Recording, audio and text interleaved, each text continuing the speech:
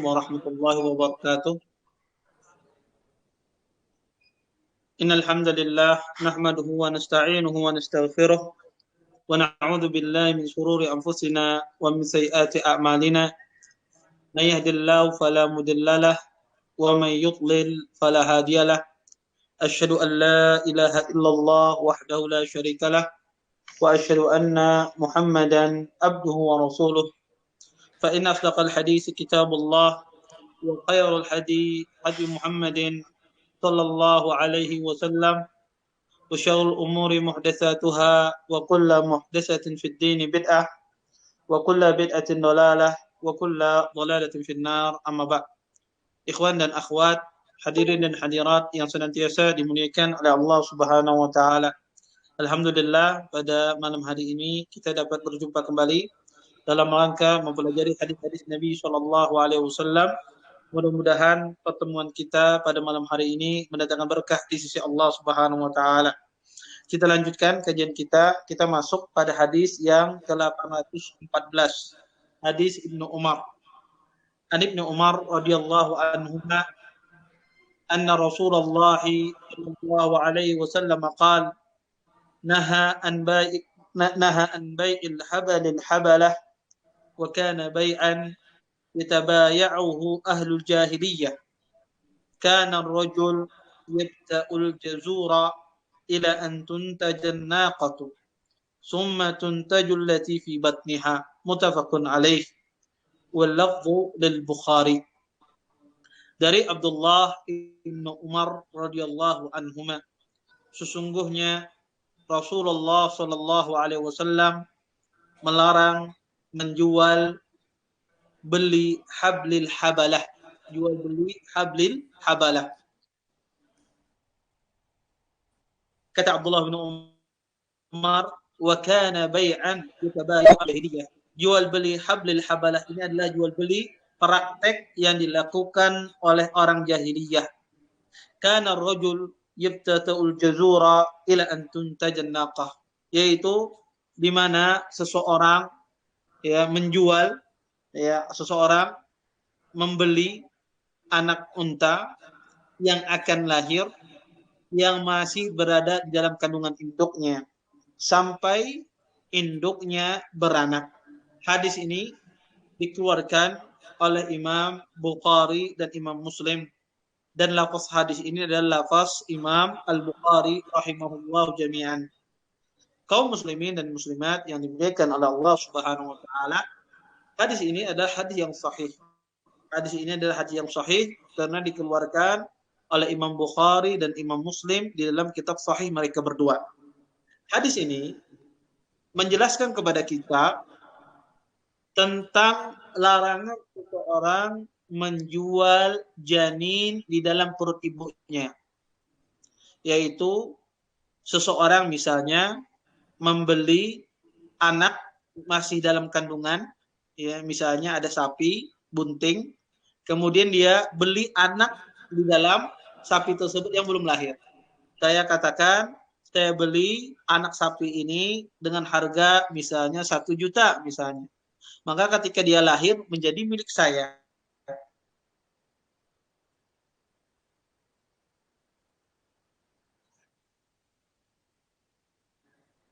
Ini disebut dengan hablil habalah.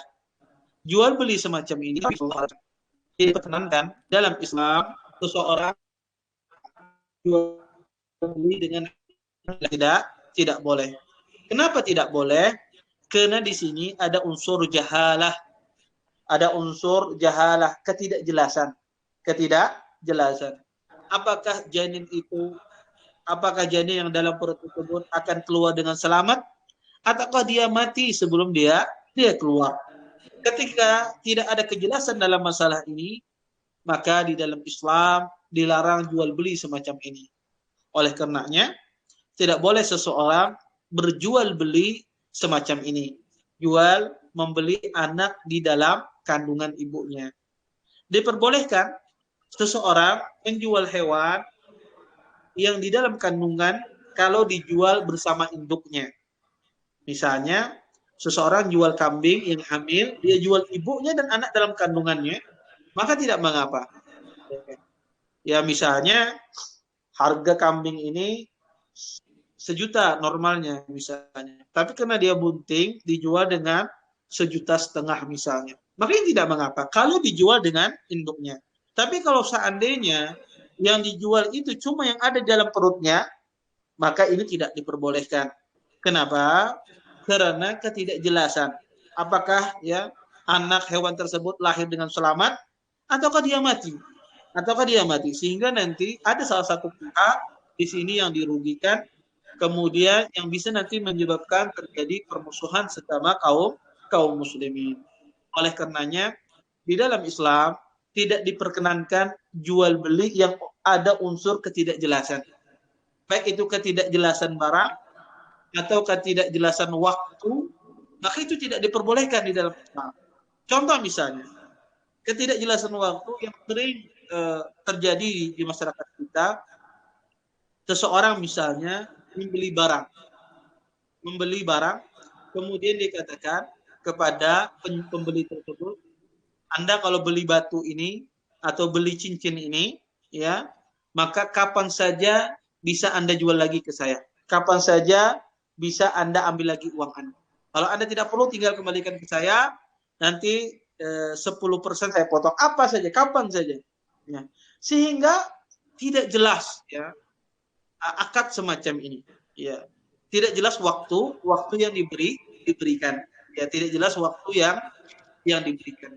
Maka ini ketidakjelasan dalam masalah waktu ini tidak diperbolehkan di dalam Islam. Tidak ada jelasannya waktu dalam masalah ini. Sehingga ya ada pihak yang dirugikan, ya yang menyebabkan nantinya timbul terjadi permusuhan. Maka di dalam Islam tidak diperbolehkan ada jual beli, ada unsur jahalah, ketidakjelasan. Entah itu dalam bentuk barangnya, entah itu dalam bentuk waktunya. Dalam bentuk barang dicontohkan dalam hadis itu. Tidak jelas apakah bayinya hewan tersebut lahir dengan selamat atau tidak selamat. Atau seseorang misalnya dia menjual hewan, ya, dia punya hewan misalnya kambingnya kabur. Kata dia, saya jual kambing saya yang kabur tersebut. Kalau kamu ketemu itu milik kamu, sudah saya jual. Cirinya semacam ini, semacam ini. Maka ini tidak boleh. Kenapa? Ketidakjelasan penyerahan barang. Atau seseorang jual burung, yang burungnya sudah keluar dari sangkarnya. Kata dia, saya punya merpati, tandanya ada hijau di sayapnya. Itu kalau kamu dapat merpati itu, maka itu milik kamu. Itu merpati saya. Saya jual merpati saya yang hilang tersebut dengan harga sekian. Maka ini juga tidak boleh. Kenapa? Karena tidak ada jelasan di dalam barang tersebut. Sehingga diharamkan di dalam agama Islam. Wallahu a'lam. Dan ini metode jual belinya ahlul jahiliyah. Baik. Kita lanjutkan ke hadis berikutnya. Hadis yang 815. Wa an Ibnu Umar radhiyallahu anhuma anna Rasulullah sallallahu alaihi wasallam naha an bai'il wala wa an hibatihi. Dari Abdullah bin Umar radhiyallahu anhuma, sesungguhnya Rasulullah sallallahu alaihi wasallam melarang seseorang menjual wala dan menghibahkannya dan menghadiahkannya. Muttafaqun alaih. Hadis ini dikeluarkan oleh Imam Bukhari dan Imam Muslim. Hadis ini menjelaskan kepada kita tentang larangan seseorang melakukan jual beli wala. Dan jual beli wala ini sudah kita jelaskan pada pertemuan sebelumnya, yaitu kita jelaskan pada hadis Barirah. Di sana saya menjelaskan bahwasanya wala itu adalah seseorang yang membebaskan seorang budak, kemudian jika budak tersebut sudah dibebaskan, maka kalau budak itu memiliki harta dan dia meninggal tidak memiliki ahli waris, maka hartanya jatuh kepada orang yang membebaskannya. Hartanya jatuh kepada orang yang memerdekakannya. Harta yang jatuh kepada orang yang memerdekakan ini disebut dengan al-wala. Hak menerima harta si budak yang telah dimerdekakan. Itu dinamakan al-wala. Di sini, di dalam hadis ini, Nabi SAW melarang seseorang untuk menjual al-wala. Kenapa menjual al-wala? Karena al-wala itu tidak bisa diperjualbelikan, ya. Tidak bisa dijual-belikan dan tidak bisa dihadiahkan.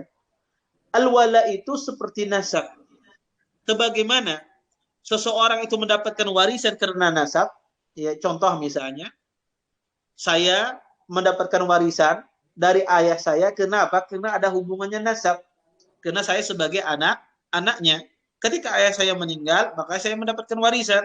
Karena saya sebagai anak ayah saya. Ada hubungannya. Maka nasab ini, sebagaimana nasab ini tidak boleh diperjualbelikan, sebab itu pula wala.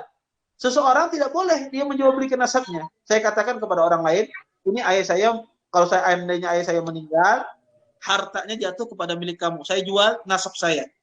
Ya, saya jual nasab saya. Ya, ini saya kasih nasab kamu. Maka kalau seandainya meninggal ayah saya, maka kamu yang mendapatkan hartanya, karena nasabnya sudah saya jual kepadamu. Maka ini tidak boleh. Ya, tidak boleh di dalam Islam. Atau seseorang memberikan nasab kepada orang lain. Ya, misalnya dia keturunan ningrat misalnya. Keturunan kerajaan misalnya. Kemudian dia katakan, saya berikan kamu nasab. Saya kasih kamu nasab. Saya masukkan kamu di dalam keluarga kerajaan misalnya. Maka ini tidak boleh di dalam Islam. Memberikan nasab kepada orang lain, ya, atau memberikan hadiah nasab kepada orang lain, apalagi memperjualbelikannya. Maka kata Nabi sallallahu alaihi wasallam, ya, ikatan, ya, seorang al-wala, seorang budak yang dibebaskan itu sama seperti nasab. Tidak boleh diperjualbelikan wala tersebut dan tidak boleh dihadiahkan. Makanya di dalam riwayat lain, ya, Nabi SAW berbicara tentang masalah nasab ini. Nabi SAW mengatakan, berbicara tentang masalah wala ini, kan Nabi SAW, al-wala'u luhmatun kaluhmatin nasab. Al-wala'u luhmatun kaluhmatin nasab. La yuba'u wa la yuhab. Kata Nabi SAW, al-wala, ya, itu adalah ikatan hubungan sama seperti halnya ikatan nasab. Tidak boleh dijual belikan dan tidak boleh dihadiahkan. Maka tidak boleh seseorang, ya, menghadiahkan apalagi memperjualbelikan al-wala'nya. Sebagaimana nasab tidak boleh diperdagangkan, tidak boleh diperjualbelikan dan juga tidak boleh dihadiahkan. Karena ini akan mengganggu, ya, akan merusak, ya, penjagaan nasab, pemeliharaan nasab. Akibat nasab itu diperjualbelikan, dihadiahkan, maka akan bercampur nasab orang. Sehingga nanti ketidakjelasan. Bisa jadi orang nanti akan menikah dengan orang yang tidak dibolehkan untuk menikahinya. Akibat ketidakjelasan nasab. Dan ini sangat berbahaya.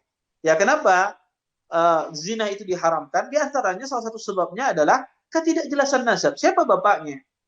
Siapa yang, anak siapa ini? Tidak ada jelasan nasab. Sehingga diharamkan di dalam agama Islam. Ya, sama seperti seseorang menghadiahkan nasab atau memperjualbelikan nasab, ini tidak boleh. Maka Nabi SAW mengkiaskan, ya, jual beli al-wala ini sama dengan orang jual beli nasab, ya, tidak diperbolehkan, ya. Kemudian, ya, kita lanjutkan, ya, hadis yang berikutnya, hadis yang ke-816. Wa an Abi Hurairah radhiyallahu anhu qala Rasul an Abi Hurairah radhiyallahu anhu qala naha Rasulullah sallallahu alaihi wasallam an bai'il hasah wa an bai'il gharar. Dari Abu Hurairah radhiyallahu anhu, beliau berkata, sesungguhnya Rasulullah sallallahu alaihi wasallam melarang jual beli hasah dan juga Nabi SAW melarang jual beli gharar. Hadis ini dikeluarkan oleh Imam Muslim. Hadis ini hadis yang sahih karena dikeluarkan oleh Imam Muslim di dalam sahihnya. Kaum muslimin dan muslimat yang dimuliakan oleh Allah Subhanahu wa taala, hadis ini berbicara tentang dua jenis larangan di dalam jual beli. Yang pertama adalah jual beli hasah. Nabi SAW melarang seseorang jual beli hasah. Hasah itu apa? Hasah itu adalah batu. Maksudnya apa? Nabi SAW melarang seseorang jual beli lempar batu. Seperti apa misalnya? Para ulama menjelaskan, zaman dulu, jual beli dengan lempar batu itu dengan berbagai macam model. Di antara modelnya adalah orang zaman jahiliyah dulu, dia melempar batu, ke barang yang dia beli, ke barang yang mau dia beli. Batu itu kalau mengenai salah satu barang, maka barang itu dia beli dengan harga sekian, dengan jumlah sekian. Ya, misalnya ya ada barang begitu banyak, kemudian dia lempar. Kemana batu itu kena? Ya misalnya mengenai baju yang ini, maka baju itu dibeli oleh dia dengan harga sekian, dengan jumlah sekian. Ini salah satu jenis jual beli hasad yang ada pada zaman jahiliyah dulu. Atau seseorang, ya jenis yang kedua jual beli hasad ini adalah seseorang dia melempar dengan batu, dia ingin beli tanah misalnya, maka dia lempar batu tersebut. Sejauh mana jatuhnya batu tersebut, sejauh itu pula tanah yang dia beli. Ya, misalnya dia melempar, ternyata lemparannya itu sampai 100 meter misalnya, atau sampai 50 meter. Maka 50 meter yang jauhnya lemparannya tersebut, dia beli dengan harga sekian. Dia beli dengan harga sekian. Ini salah satu juga jenis jual beli hasah. Atau jual beli hasah itu, seorang ya pembeli mengatakan kepada si penjual, jika batu ini saya lempar, maka jual beli sah. Ya, ketika dia mau beli barang, katanya, maka kalau batu ini saya sudah lempar, maka jual beli ini sah. Ini salah satu, ini juga model jual beli hafsah yang terjadi pada zaman Zahiliyah. Dan jual beli hafsah ini ada pada masa kita, terjadi pada masa kita. Ya, dulu wallahu alam ya, saya waktu kecil pernah menemukan jenis jual beli ini. Ya, di tempat saya di Martapura pernah saya menemukan jual beli semacam ini, tapi bentuknya biasanya di tempat mainan. Ya, ada sprit, ada taro, misalnya, kemudian dilempar. Kalau masuk lingkarannya itu ke barangnya, maka itu menjadi milik kita. Ya, menjadi milik kita dengan harga demikian. Ini jual beli hasah. Ya, ini bai'ul hasah yang terjadi. Dan ini yang dimaksudkan oleh Nabi Shallallahu Alaihi Wasallam. Ya. Maka ini dilarang dalam Islam. Kenapa dilarang di dalam Islam? Karena adanya jahalah, ketidakjelasan. Ya, bisa jadi yang diuntungkan di sini penjual, bisa jadi yang diuntungkan di sini pembeli, dan dirugikan adalah penjual. Karena tidak ada jelasan dalam masalah ini, dalam penyerahan barang dan berapa jumlah barang yang akan diterima, tidak ada jelas, maka diharamkan di dalam Islam. Adapun jual beli gharar, ya kemudian Nabi SAW melarang jual beli gharar. Jual beli gharar itu adalah keumuman. Ya, ini umum. Ya, jadi Nabi SAW menyebutkan contoh yang khusus, kemudian Nabi melarang jual beli secara umum yang mengandung gharar. Gharar itu adalah jual beli yang mengandung risiko kerugian dan membawa mudarat. Setiap jual beli yang mengandung risiko kerugian dan membawa mudarat, baik itu kepada penjual, baik itu kepada pembeli, maka jual beli itu diharamkan di dalam Islam. Apa saja? Semua jual beli yang membawa risiko kerugian dan mudarat, entah itu kepada si penjual ataupun kepada si pembeli, maka itu diharamkan di dalam syariat Islam. Semua jenis jual beli semacam ini diharamkan. Kenapa? Kenapa diharamkan? Karena akan timbul permusuhan. Akan timbul permusuhan. Dan jual beli gharar ini sangat banyak. Sangat banyak contohnya. Ya, misalnya seperti apa jual beli gharar? Ya, contohnya adalah misalnya seseorang yang tidak pandai menawar. Ya, datang ke pasar, ya dia tidak paham menawar, tidak pandai menawar. Kemudian ada orang menaruh harga, ya, yang mana harganya itu di luar dari harga pasaran. Harga pasarannya 15.000, dia jual dengan harga 50.000. Orang ini orang yang tidak paham cara menawar, tidak mengerti dia dengan cara menawar. Kemudian dia beli, ya, beras seharusnya harganya 15.000 1 liter, dia beli dengan harga 50.000 1 liter. Jenis beras yang sama. Karena orang ini tidak paham dia. Maka ini tidak boleh. Kenapa tidak boleh? Karena ini mengandung unsur gharar, mengandung unsur kerugian. Karena pembeli di sini dimudaratkan. Karena itu ada harga pasarnya, disepakati bersama. Karena pembeli ini tidak cakap dia dalam menawar. Kalau seandainya dia tahu harga pasar, maka niscaya tidak akan membeli dengan harga yang begitu besar. Maka di sini disebut dengan gharar. Ada unsur kerugian. Ya, ada unsur kerugian. Atau seseorang mencegat pedagang desa ketika mau barang ke kota. Ya, ada orang desa kemudian ingin mau bawa barang ke kota, yang mau menjual di pasar, tapi dicegat tengah jalan. Dia beli barangnya. Ya, karena biasanya orang desa, orang kampung ketika membawa barang dagangannya, dia tidak paham ya harga di pasar. Sampai dia masuk pasar baru dia paham. Nah, orang ini mencegat di tengah jalan agar dia bisa beli dengan harga murah. Dia cegat dia di tengah jalan. Dia beli barang dagangannya. Kemudian ya akhirnya dijual barang dagangan tersebut oleh orang desa ini dengan harga yang murah. Ya, hasil taninya dia jual dengan harga yang murah, maka ini tidak boleh. Ya, ini tidak boleh ya. Maka Nabi SAW melarang seseorang mencegat ya penjual dari desa ketika dia ingin menjual barang dagangannya di kota atau masuk pasar. Tidak boleh. Kenapa? Karena ini menimbulkan gharar. Ya, karena ini menimbulkan gharar. Ya, gharar ini adalah ya yang mengandung risiko kerugian dan menimbulkan mudarat. Ya, menimbulkan mudarat. Ya, baik itu kepada penjual ataupun kepada pembeli. Ya, maka ini disebut dengan jual beli gharar dan ini diharamkan di dalam Islam. Dan gharar, ya setiap jual beli itu pasti ada gharar. Setiap jual beli itu pasti ada ghararnya. Tidak semua gharar itu diharamkan. Tidak semua gharar itu diharamkan. Gharar yang diharamkan itu adalah gharar yang banyak. Adapun gharar yang sedikit, ya risiko kerugiannya sedikit, maka ini tidak diharamkan.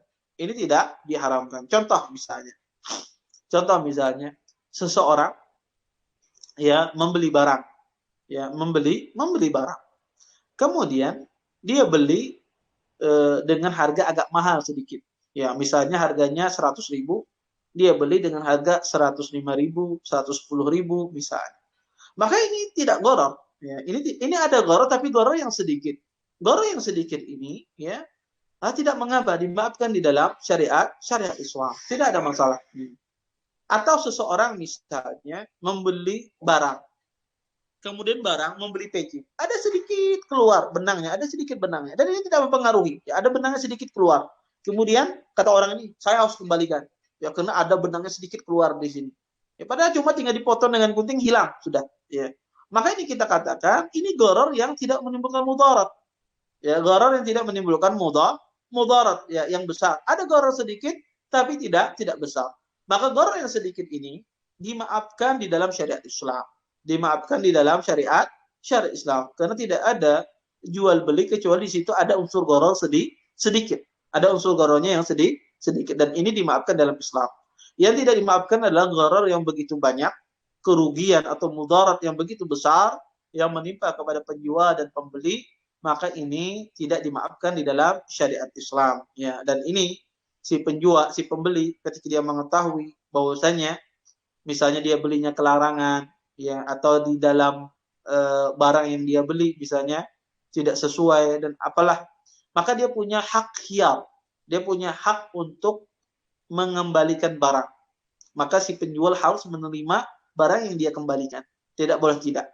Maka si pembeli ini boleh dia mengembalikan barang tersebut atau yang diistilahkan oleh para ulama dengan hak khiyar, dia mengembalikan barang tersebut. Dan ini menunjukkan, hadis ini faedah yang luar biasa, bahwasanya Islam itu sangat memperhatikan persatuan. Agama Islam itu sangat memperhatikan persatuan dan sangat membenci permusuhan. Makanya hal-hal yang mengantarkan kepada permusuhan, kepada perpecahan sesama kaum muslimin ditutup oleh Allah Subhanahu wa taala pintu-pintu tersebut. Di antaranya ini. Ya, Allah Subhanahu wa taala kenapa mengharamkan gharar?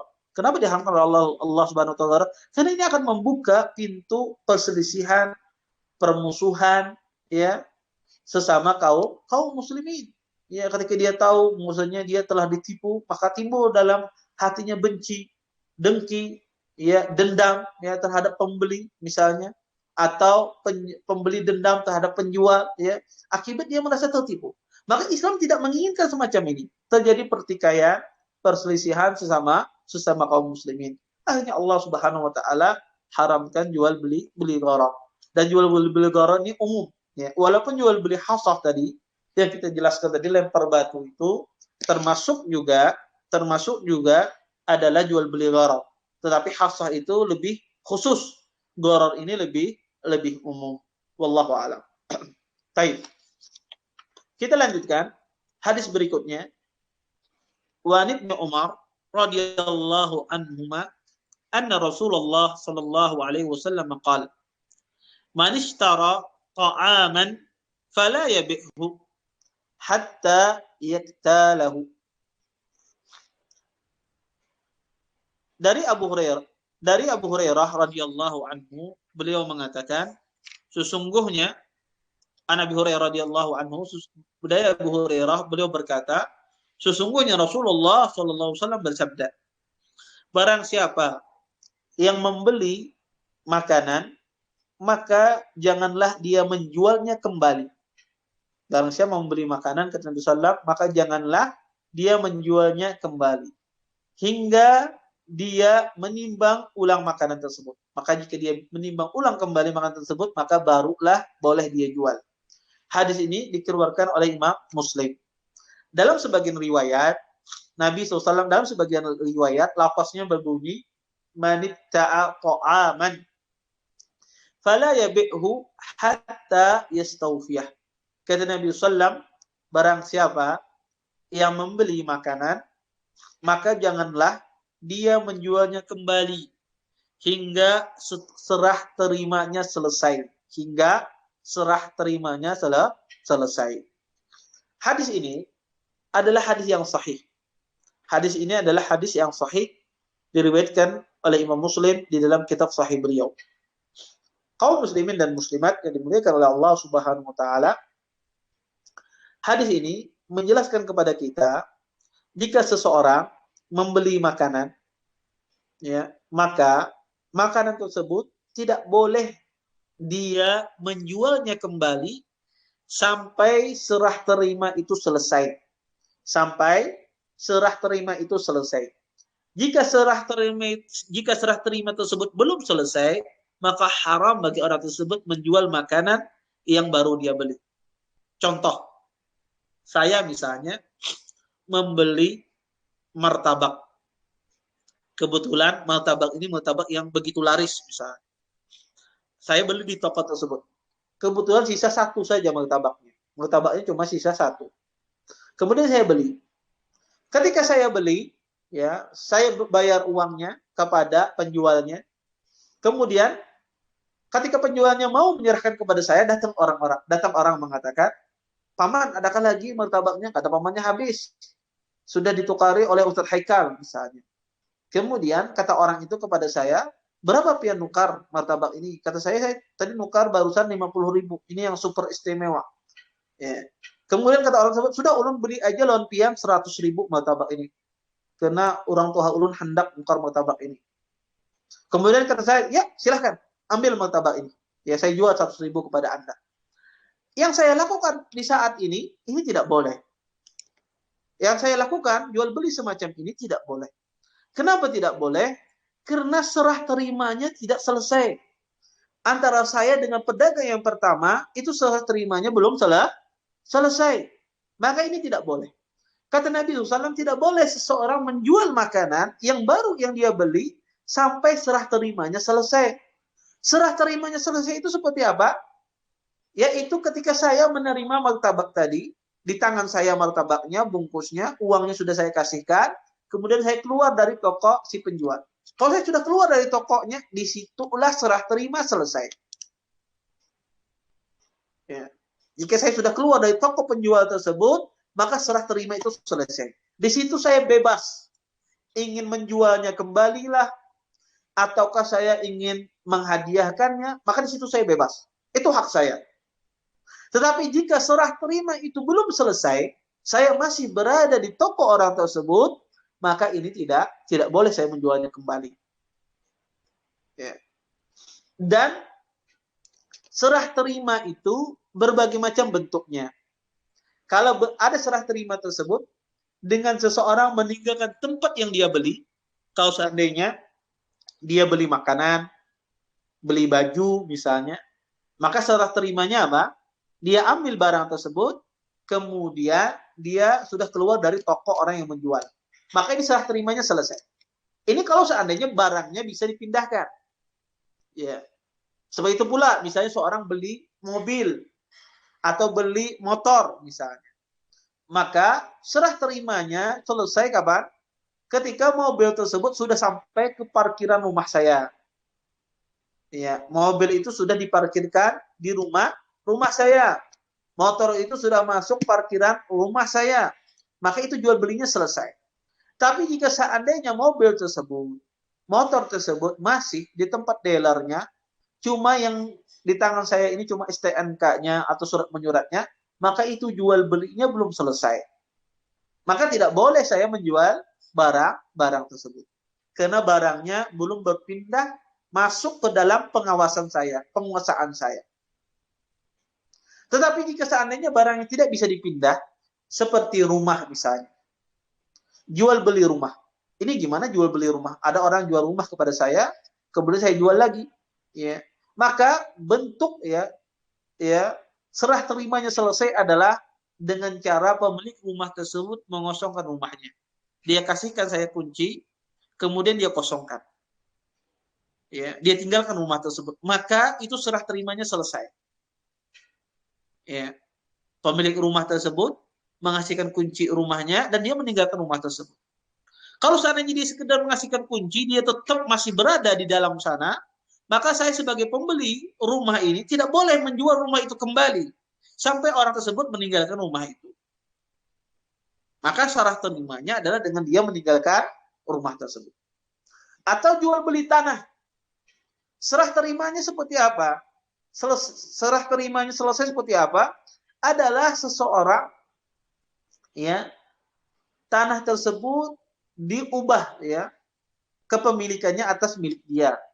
Kalau sudah diubah kepemilikannya atas milik dia, ya entah itu SKT ya atau apa namanya sertifikat dan seterusnya, ya maka kalau sudah berubah, maka itu serah terimanya sudah selesai. Maka kalau itu sudah selesai, maka itu boleh diperjualbelikan. Makanya kenapa para ulama melarang seseorang ya jual beli dengan kredit ya di financing ya bagian finan ya pembiayaan ya. Kenapa jual beli kredit ya motor dan mobil itu diharamkan? Salah satu sebabnya adalah jual belinya tidak selesai. Serah terimanya tidak selesai. Kenapa tidak selesai? Ketika seseorang ya, datang ke dealer, dia ingin beli mobil secara kredit. Dia ingin beli mobil secara kredit. Ya. Maka dealer pun mengakui, baik, nggak ada masalah. Berapa harga mobil ini? Harganya 200 juta. Baik, dibayar dengan cara kredit. Setiap bulan bayarnya 5 juta misalnya. Dealer apa yang dilakukan? Pihak dealer ini, dia akan bekerja sama langsung dengan bank. Dia akan bekerja sama dengan bank atau bagian finance, pembiayaan. Ya. Kemudian, pihak bank lah yang membeli mobil ini. Pihak bank yang membeli mobil ini. Yang asalnya, mobil ini dijual kepada saya, ya, dengan cara kredit, ya. Kemudian, pihak dealer ini bekerja sama dengan bank, ya. Maka dealer ini sebetulnya dia menjual ke bank dengan kontan seharga 150 juta. Kemudian bank menjual kembali kepada saya dengan diwakilkan oleh dealer ini dengan harga 200 juta. Tetapi barangnya ya, barang itu tidak berpindah. Barangnya tetap masih di gudangnya si dealer yang di showroom mobil punya dealer tersebut. Tidak berpindah dulu kepada gudangnya bank. Ini yang diharamkan. Makanya ketika orang berhutang, kemudian dia bayar kreditnya di mana? Enggak ke dealer, bayar kreditnya di bank atau bagian finance. Karena praktek semacam ini. Kenapa? Karena serah terimanya belum selesai. Tapi jika seandainya bank tersebut ya mobil tersebut ya diantar dulu ke bank ya di gudangnya bank semacam itu ya kemudian setelah itu bank mewakilkan kembali kepada pihak dealer untuk menjual mobil itu ke saya, maka ini jual belinya sah karena mobilnya sudah berpindah tempat pada pembeli pertama. Ketika mobilnya tidak berpindah tempat, maka jual belinya tidak sah. Jual belinya tidak sah. Kenapa tidak sah? Karena serah terimanya belum selesai. Dan ini dilarang oleh Nabi SAW di dalam hadis ini. Kenapa dilarang? Karena ini akan menimbulkan ya menimbulkan sakit hati bagi si penjual. Ya, gimana tidak sakit hati? Penjual ini ketika dia menjual kepada orang ini 50.000, kemudian di depan matanya orang membeli dengan harga yang begitu mahal. Padahal barangnya masih di tangan dia. Ya. Bisa jadi ya penjual ini berubah sikap. Sudah nggak jadi orang jual orang pian. Ya, kada jadi orang jual martabaknya orang pian, usah kalau orang jual ini aja 100.000. Ya. Sehingga apa? Timbul nanti saya yang benci. Kenapa ini penjual ini berubah? Ya, maka saya yang membeli yang pertama. Akibat hal semacam ini tidak diinginkan di dalam syariat. Ya, di dalam syariat. Ya. Akhirnya diharamkan praktek semacam ini. Ya. Dan ini ya sangat banyak ya jual beli semacam ini ya, jual belinya belum selesai serah terimanya. Maka tidak boleh ya seseorang ya menjual sesuatu yang dia belum selesai serah terimanya. Dan ini tidak hanya khusus makanan saja. Semua jenis barang yang diperjualbelikan. Ya. Semua jenis barang yang diperjualbelikan. Makanan, ya, sepatu, baju, rumah, tanah, mobil, ya, apa saja yang diperjualbelikan tidak boleh. Ya. Sama seperti itu pula seseorang yang sebagai biasanya perantara. Ya, contoh misalnya. Ya, dan ini biasanya terjadi di jual beli ya yang di internet yang masyhur sekarang ini ya misalnya di Tokopedia dan semisalnya, orang yang tidak memiliki barang ya, dia ada orang lain punya barang, kemudian dia copy ya barang orang tersebut, kemudian dia update di status, saya jual baju ini, merek ini harganya 100.000, padahal dia tidak punya baju tersebut ya. Kemudian ada orang memesan, ya saya pesan baju ini. Kemudian orang tersebut ya menghubungi ya pemilik baju tersebut yang penjual aslinya, dia hubungi, tolong saya beli baju ini dikirimkan ke alamat ini. Nah, di sini dia melakukan jual beli, tetapi jual belinya belum selesai ya. Belum barang itu berpindah ke tempat dia, langsung dijual kepada pembelinya. Maka cara yang benar adalah seorang tersebut ya menelepon yang punya, kemudian mengatakan, tolong saya mau beli barang ini, kirim ke saya dulu. Setelah saya kirim ke saya, baru saya kirim kepada pembeli saya. Nah, sebagian orang kadang-kadang ingin biar ongkosnya ringan, tidak dibebankan biaya pengiriman, langsung dia memesan kemudian kirim kepada orang tersebut. Maka ini tidak diperbolehkan. Ya. Kenapa? Ini jual belinya tidak selesai. Ya. Jual beli yang tidak selesai ini ya, maka ini tidak diperbolehkan di dalam Islam, dan ini banyak sekali prakteknya ya di dalam dunia bisnis ya, baik secara tradisional ya, bisnis tradisional ataupun bisnis modern, orang jual beli saham dan semisalnya. Banyak kadang-kadang orang berpindah saham ya, dijual padahal belum selesai transaksinya, dan ini diharamkan oleh Nabi SAW karena akan menimbulkan permusuhan, pertikaian sesama kaum muslimin. Dan ya hukum ini berlaku ya pada semua jenis barang yang diperjualbelikan. Baik makanan itu yang ditimbang, di sini disebutkan yang ditimbang. Tidak hanya yang ditimbang saja. Makanan yang tidak ditimbang pun juga demikian. Tidak boleh diperjualbelikan sampai kita kuasai ya. Dan ini ya kalau tidak demikian maka akan muncul terjadi perselisihan sesama kaum muslimin. Baik. Mungkin ini saja yang dapat Anda sampaikan, mudah-mudahan bermanfaat ya. Karena dekat Isya, mungkin ada pertanyaan silahkan. Kalau ada yang bertanya silahkan.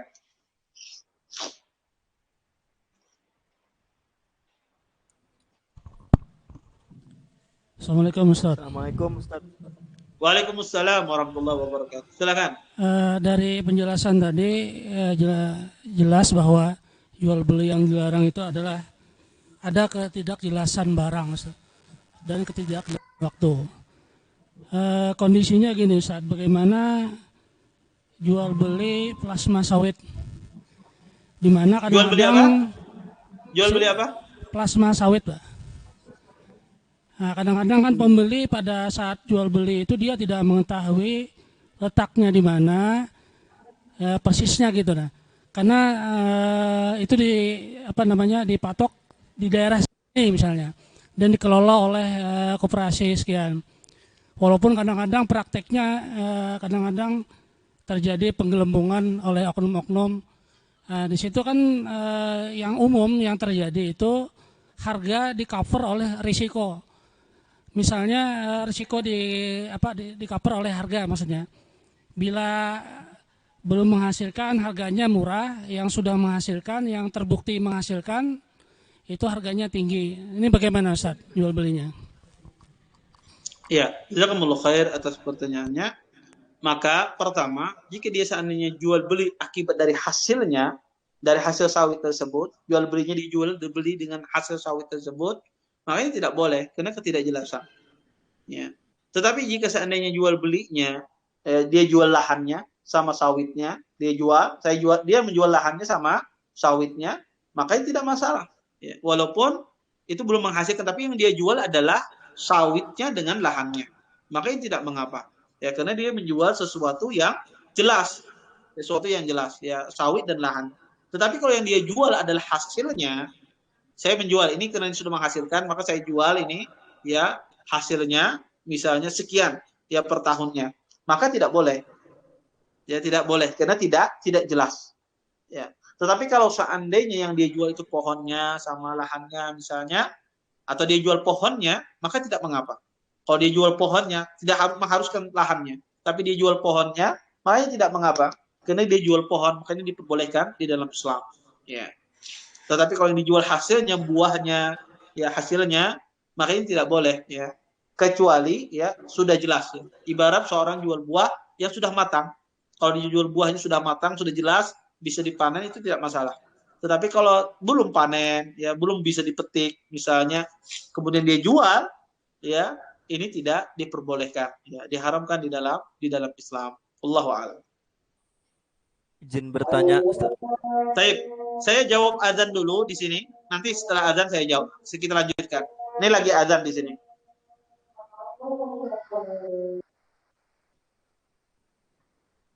Allah.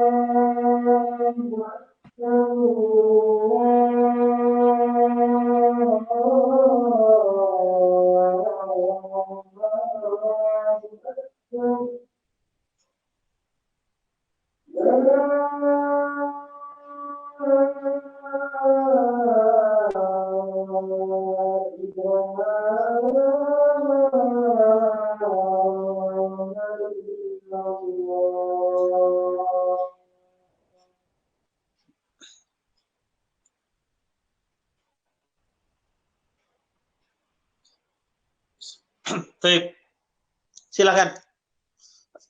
Ada yang bertanya, silakan tadi.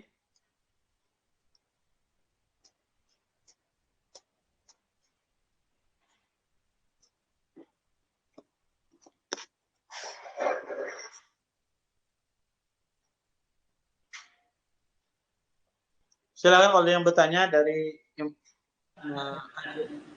Nawawi. Apa hukum seseorang yang mempunyai hewan ternak kemudian dipercayakan kepada orang lain untuk dipelihara, kemudian kesepakatannya jika bukti dan Bisa diulangi pertanyaannya? Mic-nya agak jauh itu. Mic-nya agak jauh, tidak jelas saya dengarnya. Didekatin.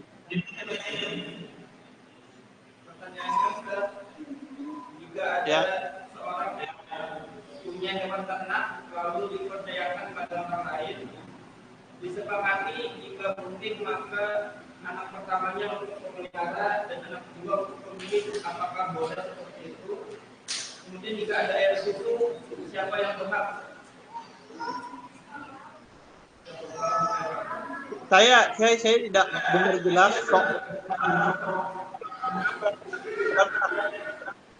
Diulang pelan-pelan.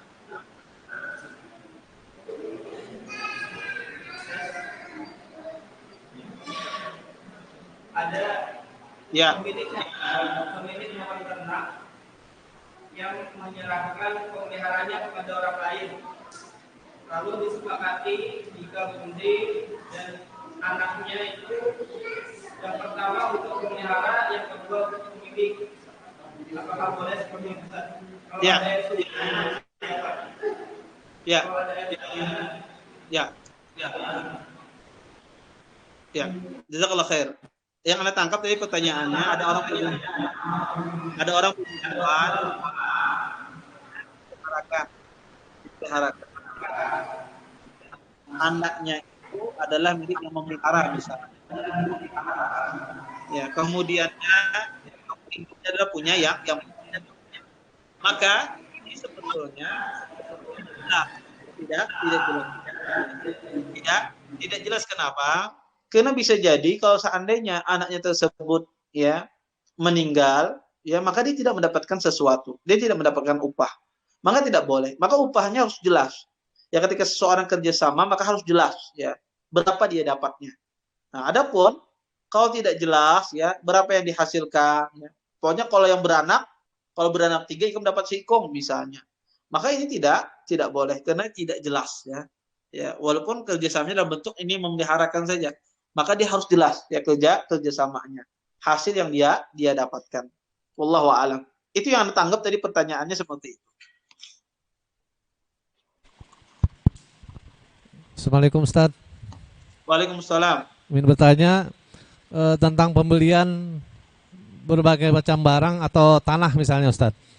Jadi misalkan Ana membeli tanah dari seseorang, terus surat tanah itu masih nama orang tersebut Ustaz. Dan surat-suratnya itu dikasihkan ke Ana semua. Sudah semua suratnya dikasih ke Ana. Terus di kemudian hari tanah tersebut Ana jual lagi ke orang lain, tapi masih nama orang yang penjual pertama. Belum dibalik nama. Boleh kayak itu Ustaz? Jazakallah khair. Jazakallah khair. Kalau seandainya suratnya diserahkan ke antum, ya walaupun namanya masih orang tersebut karena mungkin ganti nama mahal, ya biaya ganti nama dan semisalnya itu mahal misalnya, maka tidak mengapa. Selama suratnya itu sudah serah terima, ya artinya surat menyuratnya itu dipegang oleh antum, dia menyerahkan, walaupun nama atas nama orang tersebut, maka ini sudah sah jual belinya. Maka boleh antum jual lagi ke orang lain, walaupun itu masih nama orang tersebut. Ya maka tidak mengapa. Wallahu a'lam. Baik, ada lagi yang bertanya?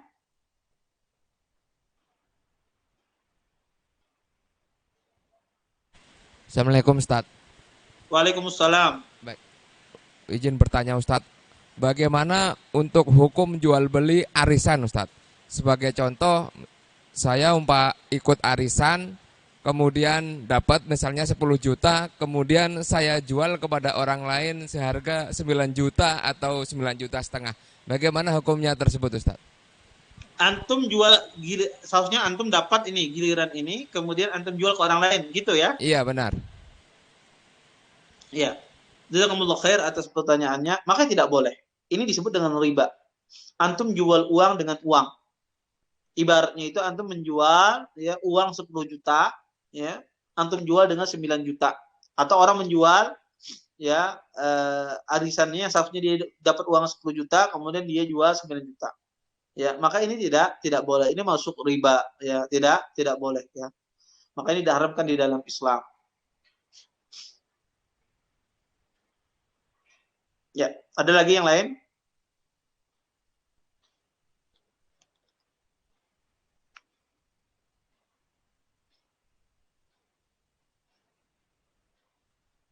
Tidak ada? Sudah selesai? Ah? Ya. Assalamualaikum Ustadz. Waalaikumsalam. Begini Ustadz, masalah jual beli, biasanya sebuah instansi atau perusahaan itu mempercayakan untuk membeli sebuah kendaraan kepada kita. Kemudian dari pembelian itu kita menghubungi dealer umpamanya dengan harga 20 juta umpamanya. Tapi kita bilang sama perusahaan itu harga 21 juta umpama. Nah, bagaimana hukum itu, dan kemudian ada tips dari perusahaan atau dari dealer tersebut kepada kita. Bagaimana itu hukumnya Ustaz? Demikian. Ya. Assalamualaikum warahmatullahi wabarakatuh. Jazakumullah khair atas pertanyaannya. Hukumnya tidak boleh. Ya, hukumnya tidak boleh. Kenapa? Karena antum posisinya adalah wakil. Posisinya adalah wakil dari instansi tersebut. Maka antum tidak boleh ya mengambil untung dari pembelian tersebut. Ya, dari pembelian tersebut. Entah itu antum dikasih fee dari yang berjual, maka tidak boleh antum terima. Kalau antum terima, harus antum kasihkan kepada instansi antum, kepada bos antum. Misalnya dikasih budget disuruh membeli barang. Harganya betul 20 juta antum beli, tapi antum dapat fee dari pihak penjual di sana, maka tidak boleh antum terima. Harus diserahkan kepada instansi kita, karena kita statusnya wakil. Wakil di sini tidak boleh mengambil untung. Atau kita bilang sama perusahaan 21 juta misalnya, padahal kita belinya cuma 20 juta. Ya, karena sudah kerjasama dengan pihak penjual tersebut, makanya tidak boleh. Ya, tidak boleh dia mengambil, karena wakil itu tidak boleh dia mengambil untung, karena dia sudah digaji dari orang yang menyuruh dia. Ketika orang tersebut sudah menyuruh dia dan dia sudah digaji dari hal itu, maka tidak boleh dia mengambil untung dalam masalah ini. Wallahu a'lam.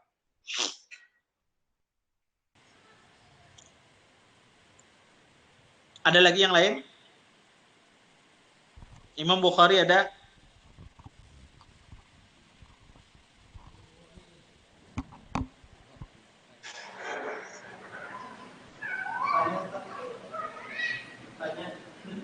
Ya.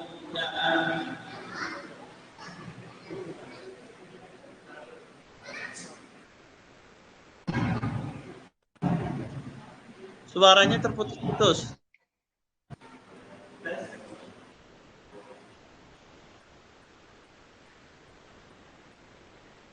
Ya. Apa hukumnya orang yang menggadaikan barang namun dengan akad jika 1 bulan belum terbayarkan maka barang itu menjadi orang yang menerima gadai. Apakah barang yang digadaikan boleh juga dipakai? Ya. Jazakumullah khairan atas pertanyaannya. Beliau menanyakan tentang orang menggadaikan barang, kemudian orang ini mengatakan jika seandainya 1 bulan tidak bisa dibayar maka barang itu milik saya. Maka ini tidak boleh. Ya, tidak boleh. Orang kalau menggadaikan, gadai itu adalah jaminan utang saja. Jaminan utang yang dipinjam.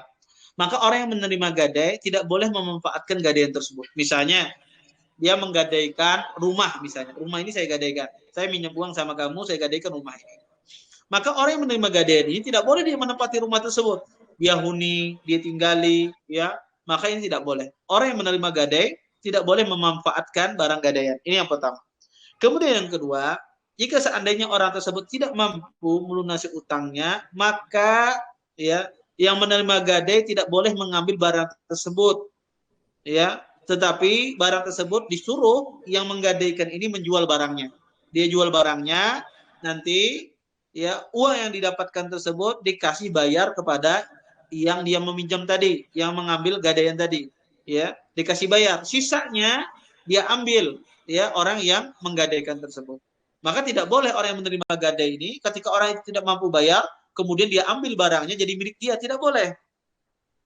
Ya, maka yang menggadaikan barang tersebut dia jual kembali barangnya ke orang lain. Kalau dia tidak mampu bayar, dia jual barangnya. Kalau seandainya barang itu lebihan, dia ambil lebihan uang tersebut, sisanya dia bayarkan utang yang dia pinjam tadi yang dia tidak mampu untuk membayarnya. Semacam itu. Adapun si pemilik gadai tidak boleh mengambil barang gadaian tersebut. Wallahu a'lam. Mungkin itu saja yang dapat Anda sampaikan karena di sini komat. Kita tutup dan doa majelis. Subhanakallahumma bihamdika asyhadu an la ilaha illa anta astaghfiruka wa atubu ilaik. Assalamualaikum warahmatullahi wabarakatuh.